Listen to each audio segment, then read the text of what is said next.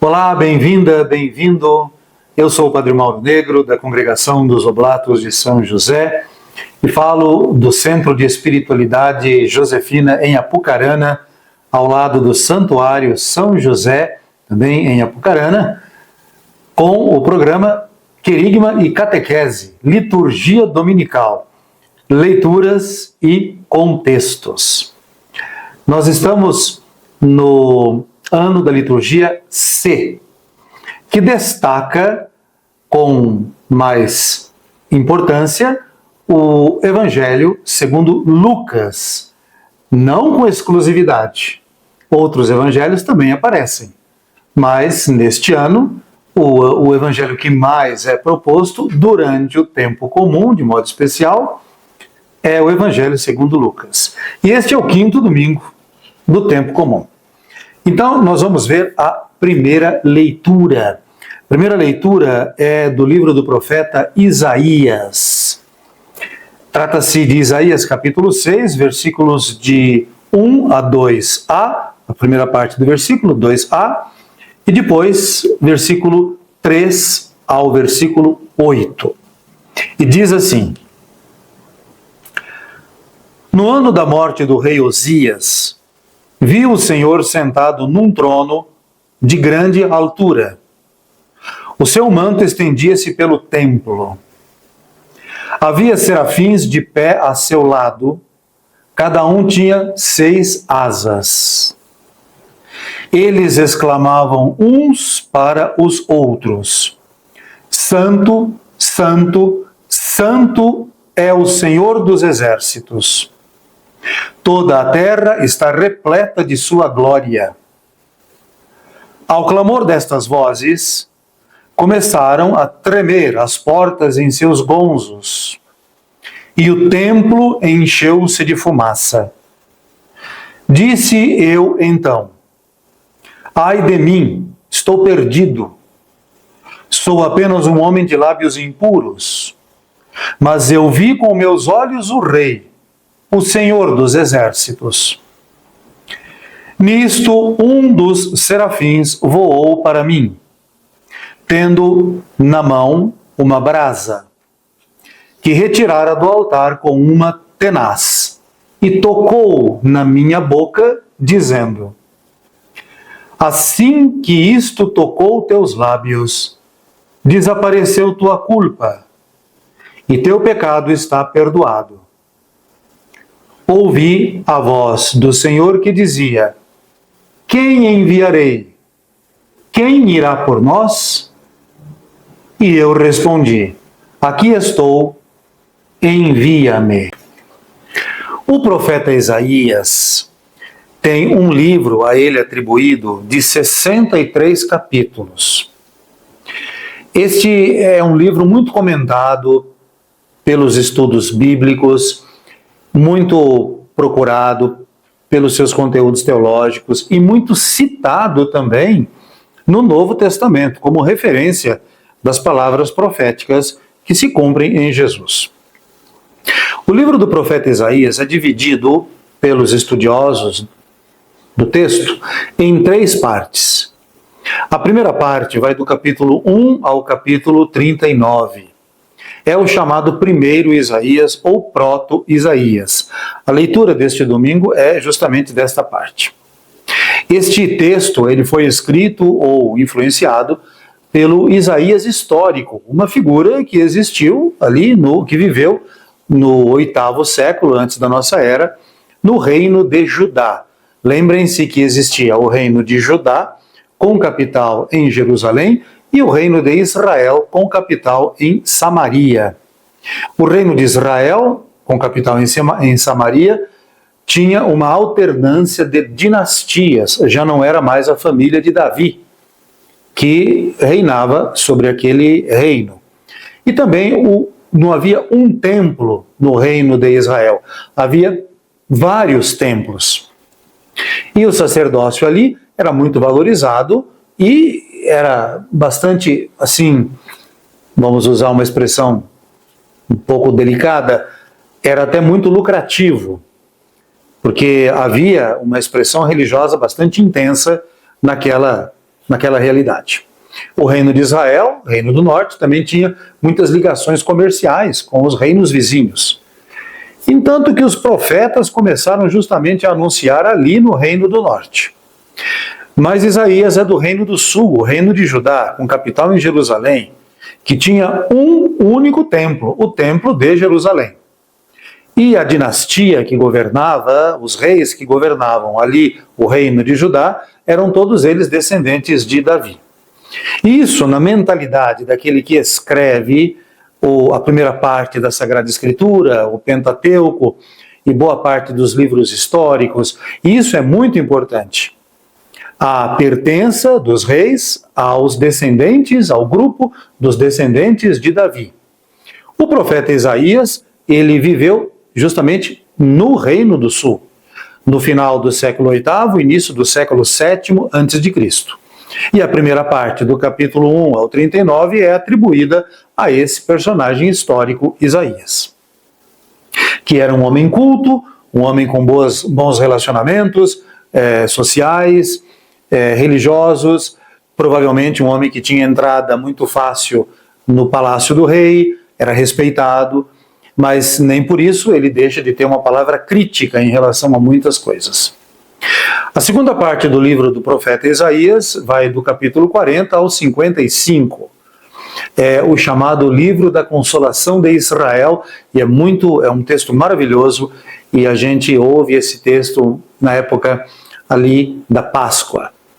E a terceira parte do profeta Isaías vai do capítulo 56 ao capítulo 66, é o chamado terceiro Isaías.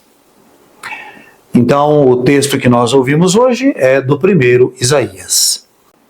E neste texto nós encontramos uma visão teofânica do profeta. Uma teofania é uma experiência que uma pessoa, um personagem, ou um grupo de personagens, um grupo de pessoas, tem com Deus. Mas é uma experiência intensamente pessoal. Mesmo que tenha sido vivida por outros, e não apenas por um, mas por muitos ao mesmo tempo, mas geralmente é uma experiência individual, de um apenas. De qualquer jeito, é difícil transmitir uma experiência tão pessoal. Imaginemos o gosto de um alimento e tentemos transmitir um gosto de um alimento para uma pessoa que nunca o experimentou. Para fazer isso, a gente precisa dar comparações, oferecer uma comparação com outro alimento que o sujeito conhece. Mas nunca será a mesma coisa. Porque um alimento é distinto do outro no sabor, no cheiro e em outras características físicas. De maneira que a comparação vai ser sempre limitada. Então, uma teofania é uma experiência pessoal. E como que alguém pode transmitir uma experiência tão pessoal? A pessoa o faz usando elementos de comum conhecimento. Por exemplo, ambientes, vozes, visões, impressões, sentimentos. Essas coisas todos nós temos, mas cada um tem de um jeito. Então, uma teofania é algo que uma pessoa tem e é dela. Ela não consegue transmitir 100%, ela no máximo consegue uma certa porcentagem, para que o outro possa entender a experiência que ela teve e que lhe revelou alguma coisa. Nesse texto que nós ouvimos, o profeta Isaías propõe a sua vocação, o seu chamado, dentro desta experiência mística, uma teofania. Aqui o texto diz que ele é levado, primeiro o texto dá a referência, o rei Osias, que não era um rei muito fiel à aliança. E o profeta Isaías tinha críticas em relação a este rei. Então, neste tempo, o profeta Isaías tem uma visão, uma experiência interior, uma teofania. E ele diz que foi levado no monte do templo. O profeta Isaías não podia ir no monte do templo, porque, afinal de contas, ele não era de família sacerdotal, então ele não podia entrar no templo. De maneira que nós sabemos que ele está tendo uma experiência interior. Ele não está vivenciando aquilo de maneira prática, mas ele está tendo uma experiência interior, que tem um grande valor também. Não é uma ilusão, uma fantasia, um delírio. É um modo de Deus comunicar-se. Na Bíblia, é um modo de Deus comunicar-se. E nessa visão interior, nesta teofania, o profeta vê figuras, assim, extraordinárias, figuras espirituais, os tais serafins, que possuem asas. Inclusive o texto também, não aqui na leitura que nós vimos, nós pulamos uma parte de um versículo, mas na Bíblia a gente encontra a descrição, inclusive, da posição destas asas desses tais serafins. De qualquer forma, eles gritavam, eles clamavam um para com o outro. Santo, santo, santo. Em hebraico, kadosh, kadosh, kadosh. E continuam, Senhor dos exércitos. Quando nós falamos Senhor dos exércitos, nós temos uma ideia que não é exatamente a melhor. Porque Senhor dos exércitos, nós pensamos em força militar. Pensamos em tanques de guerra, pensamos em metralhadoras, em bombas. Lembrem-se que exércitos, os exércitos de Deus, são os astros do céu. Sol, lua e estrelas. De modo especial, as estrelas. São elas, no seu conjunto, os chamados exércitos de Deus. Por quê? Sendo que Deus reina no céu, então ele tem o seu exército, que são as estrelas. É uma cosmovisão, talvez para nós hoje, muito limitada, até um pouco ingênua, mas naquela época funcionava. Nós utilizamos esta expressão, Santo, Santo, Santo, Senhor dos Exércitos, na liturgia.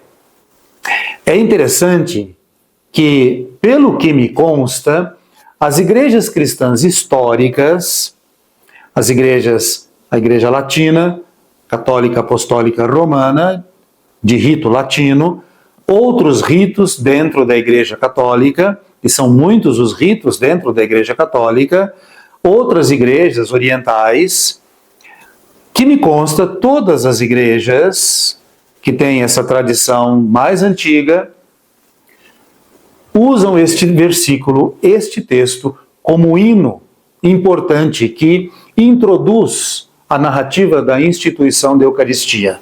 Só que em português, no caso nosso do Brasil, em português, a tradução é Santo, Santo, Santo, Senhor Deus do universo, e não Deus dos exércitos, porque pode confundir a cabeça das pessoas. Então a opção dos tradutores para o português foi Senhor Deus do universo. Mas a ideia é que ele é o Deus do mundo, do cosmo, enfim, de toda a realidade da natureza.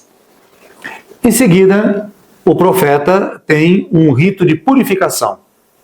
Um desses serafins toca os lábios do profeta com uma brasa que é retirada do altar onde se queimavam os perfumes para Deus dentro do santuário, do templo de Jerusalém. E este queimar os lábios do profeta é um rito de purificação. E parece que essas figuras fazem uma pergunta retórica. Uma pergunta retórica é quando a gente faz já tendo a resposta, né? Quem irá por nós? Quem falará em nosso nome? E o profeta se manifesta dizendo, eis-me aqui, eu falo em seu nome. A ideia é que é preciso de que alguém anuncie para que outros possam conhecer. Porque se ninguém anuncia, não vai haver um conhecimento. É este o princípio que está no que no cristianismo e no judaísmo se chama revelação. A revelação é um conhecimento extraordinário, que vem de uma maneira extraordinária. A revelação é um conhecimento extraordinário. Vamos pegar como exemplo o ato de escrever. Então, a gente aprendeu a escrever, né? Cada um aprendeu de um jeito, numa época própria da vida. Se nós pegássemos uma pessoa e isolássemos essa pessoa desde pequenina até a sua adolescência, juventude, e pedíssemos para ela assim, escreva alguma coisa. Ela não foi ensinada para escrever. Ela não conhece. Ela não tem os movimentos finos que a escrita exige. A escrita de mão exige movimentos finos.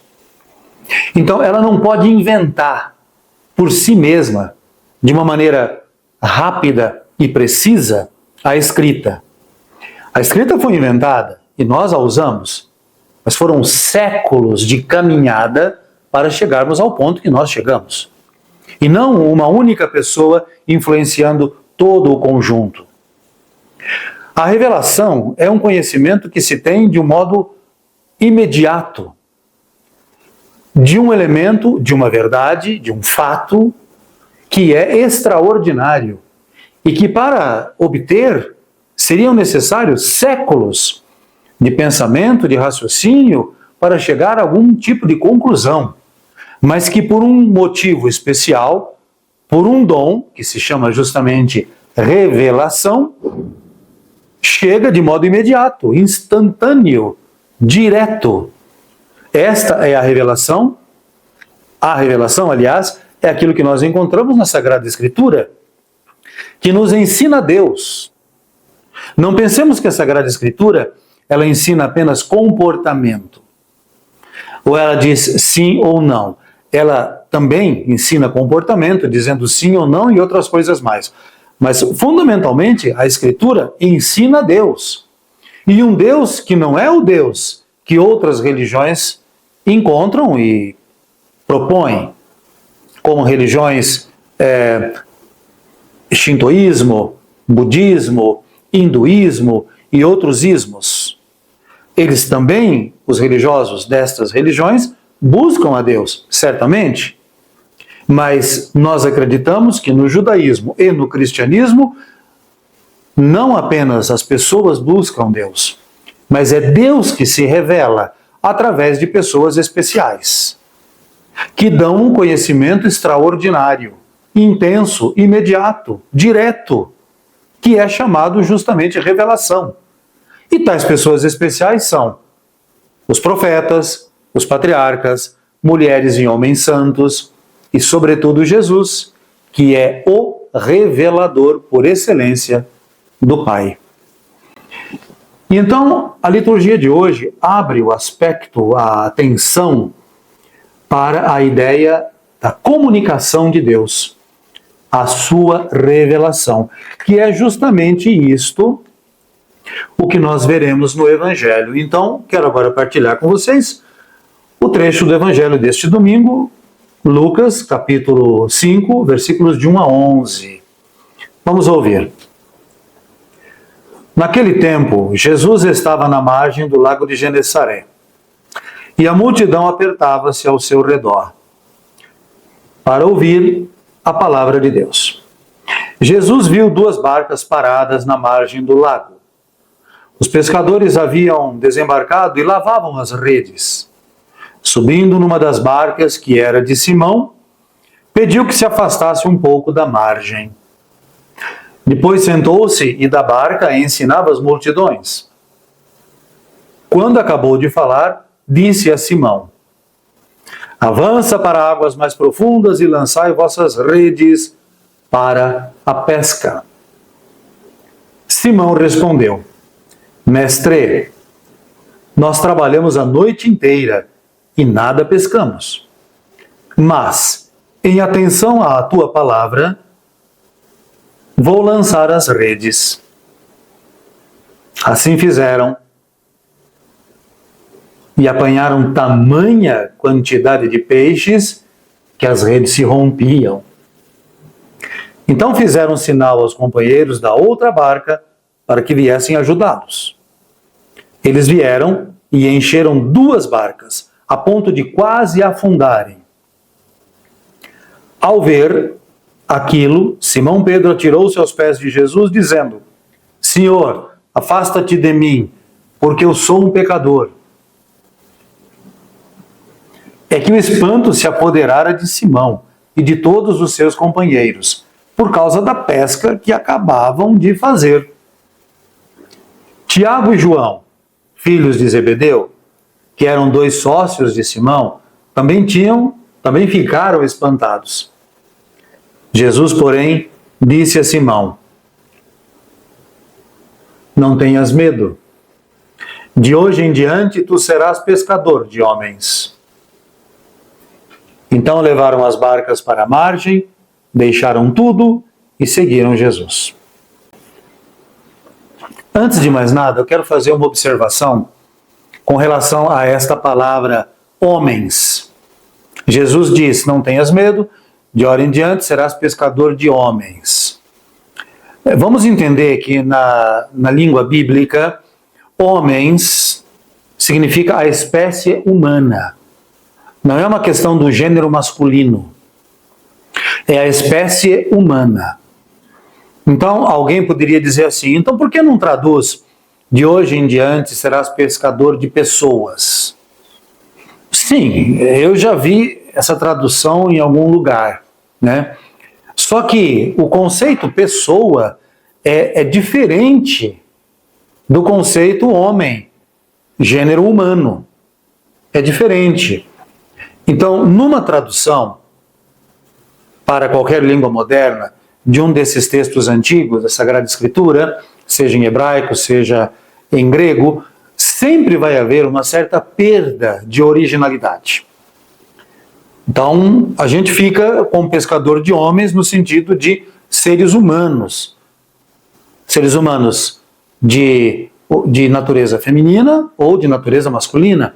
Então, são seres humanos. Cabe àquele que está fazendo a pregação, que está ensinando sobre os textos, fazer esse esclarecimento, para que essa ideia seja clara, né? Bom, com relação à pesca que Jesus realiza, primeiro, uma pesca extraordinária, que corresponde à sua missão. Ele vem propor. Então, ele propõe, como um pescador que lança a isca, ele propõe que os peixes agora tenham a atenção despertada e venham até a isca. Então Jesus propõe. E vem uma pesca enorme, grande, abundante. Pedro, provavelmente, percebe que aquilo é uma teofania, porque foi uma pesca extraordinária. Não foi um golpe de sorte, foi algo extraordinário. Então Pedro, que é um homem ligado às tradições judaicas e conhece o que é uma teofania, ele se lança aos pés de Jesus e pede que ele se afaste dele mesmo, que Jesus se afaste de Pedro. Porque ele é pecador. Então ele se reconhece indigno de estar perante Jesus e a sua teofania.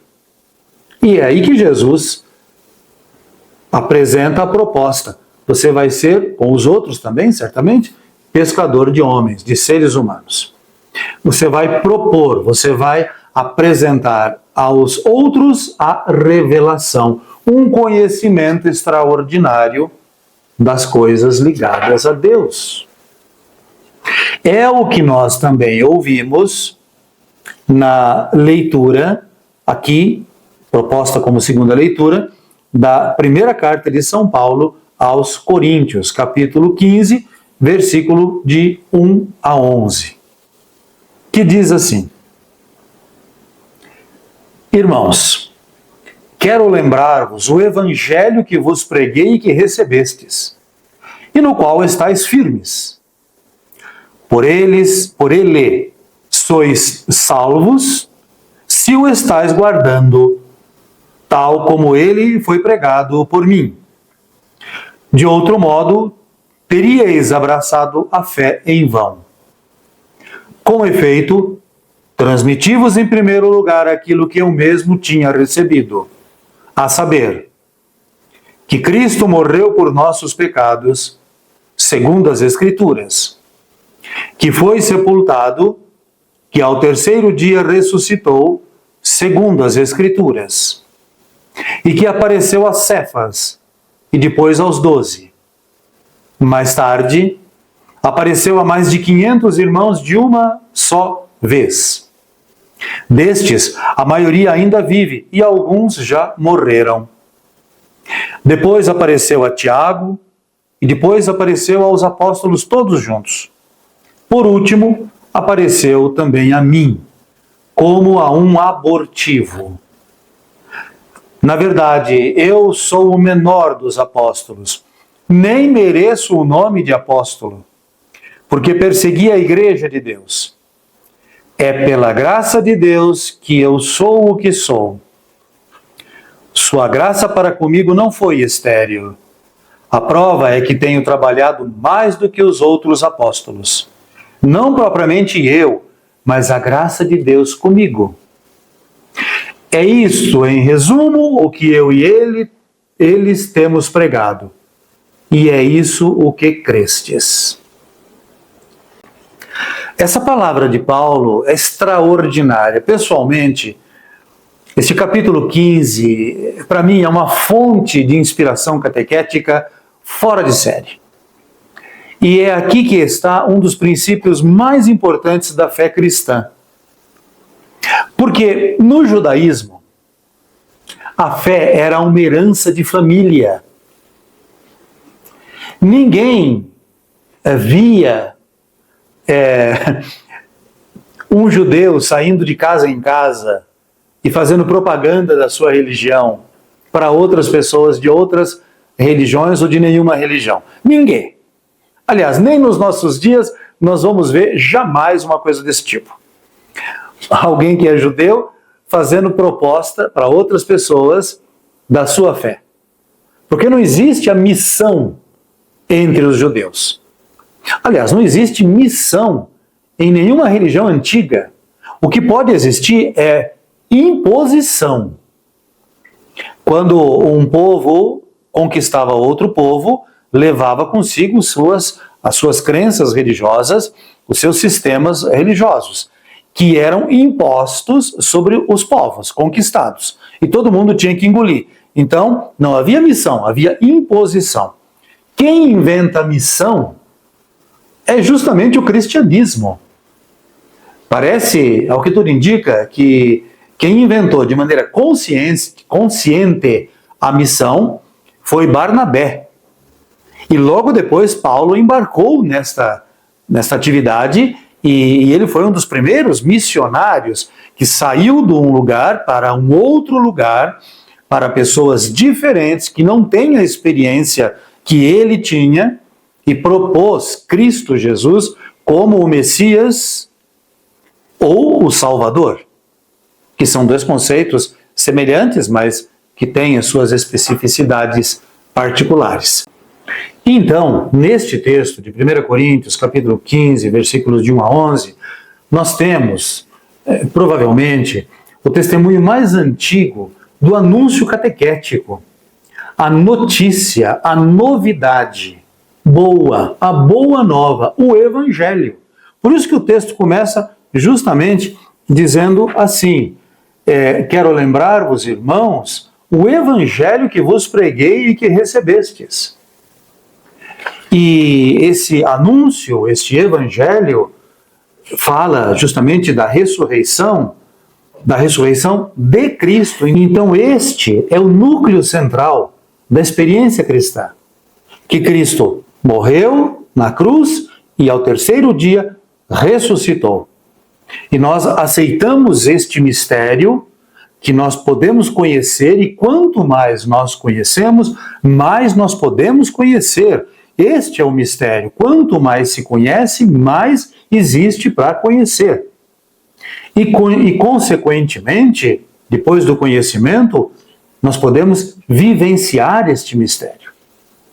Paulo, então, está apresentando aqui, está argumentando aquilo que é a revelação cristã, o núcleo central. Por isso que nós temos a primeira leitura do profeta Isaías, que apresenta justamente o Isaías se dispondo a ser aquele que vai, em nome de Deus, anunciar. E agora Paulo anuncia o essencial de Jesus. E nós vimos no Evangelho Jesus escolhendo discípulos para que façam também o anúncio. Então tudo isso, gente, apresenta para nós um grande mistério que a liturgia deste domingo louva com o Salmo 138, que é um salmo de exultação, de alegria. Vou cantar-vos ante os anjos, ó Senhor, e ante o vosso templo vou prostrar-me. Então este salmo é extraordinário, porque ele reúne tanto a imagem ali da teofania com Isaías, no templo de Jerusalém, quanto o dom que os apóstolos receberam de Jesus, aqueles pescadores lá no lago de Genezaré, Paulo, que veio depois, e tantas incontáveis gerações que vieram na sequência, incluindo a nossa geração, que tem o dom de ter recebido a notícia e de agora poder propô-la. Então, eu vou cantar-vos ante os anjos, ó Senhor, e ante o vosso templo eu vou prostrar-me, porque eu sou digno de fazer parte desta história e de propor este mistério também. Mesmo num mundo contraditório, mesmo num mundo em conflito, num mundo que inverte a verdade, num mundo que valoriza a fantasia e a mentira, eu tenho o dom de propor Cristo, o ressuscitado. Tomara que a gente entenda um pouco tudo isso, sabe? Porque isso tudo é graça. Me lembro aqui de Georges Bernanos, no lindo romance Diário de um Pároco de Aldeia, que termina justamente com essa expressão, tudo é graça. Na medida em que eu conheço a graça e a busco, então tudo se torna graça. E é a graça, junto com a paz, que eu desejo a vocês. Eu, Padre Mauro Negro, aqui falando do Centro de Espiritualidade Josefina de Apucarana, no nosso programa Querigme Catequese, Liturgia Dominical, Leituras e Contextos. Obrigado a todas e a todos.